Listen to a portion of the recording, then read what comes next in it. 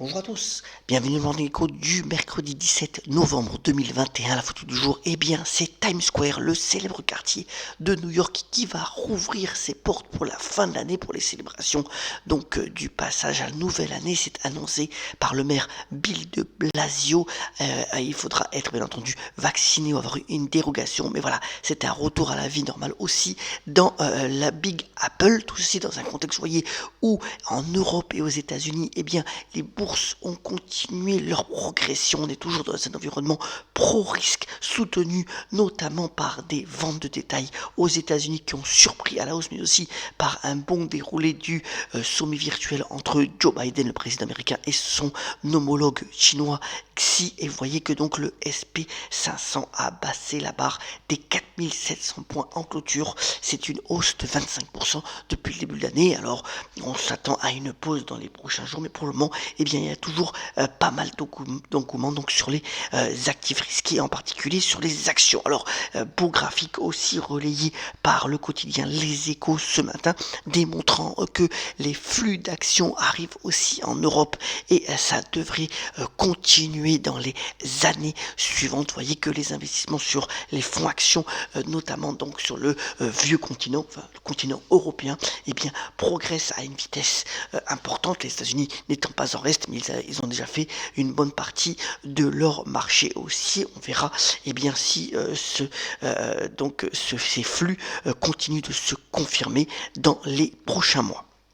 En revanche, l'autre actualité importante, c'est le raffermissement du dollar, puisque il y a certains membres de la Banque centrale américaine, en particulier Bullard, qui se prononce pour une hausse des taux plus rapide, afin d'indiquer les risques inflationnistes. Et vous voyez que c'est le dollar qui en profite. On est à 1,1290 $ pour 1 euro ce matin, et même vous voyez qu'on a aussi le dollar index qui progresse largement à son plus haut annuel, et donc contre aussi les autres devises.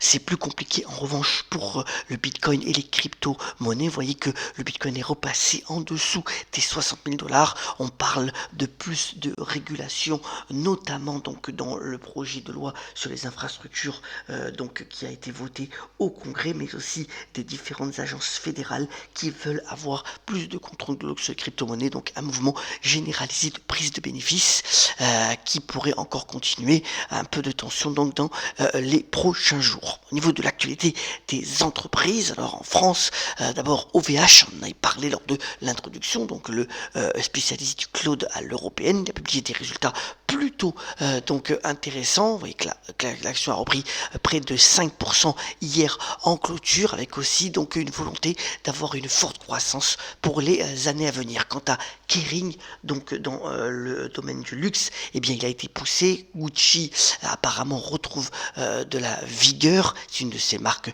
phares, avec notamment aussi le film House of Gucci qui va sortir et qui pourrait permettre encore une amélioration des ventes pour cette fin d'année. Alors c'est mercredi, petit focus intéressant sur le transport et le tourisme, puisque on est complètement en ce moment dans le salon Dubai Air Show. Vous avez vu que Airbus, on l'avait relayé, continue d'engranger pas mal de commandes. Il s'attend donc à équiper 39 000 nouveaux avions d'ici à 2040.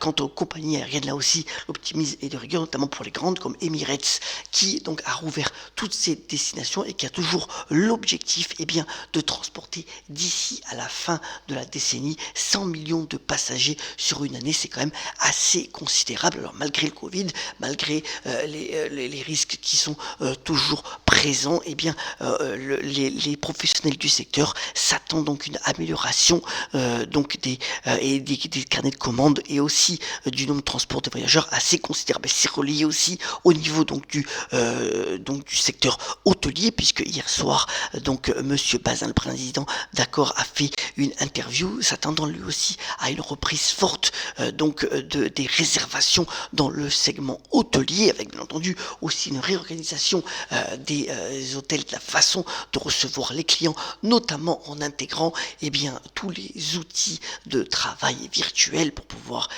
mieux accueillir les clients. C'est que Accor, c'est quand même 40 marques d'hôtels présents en 110 pays.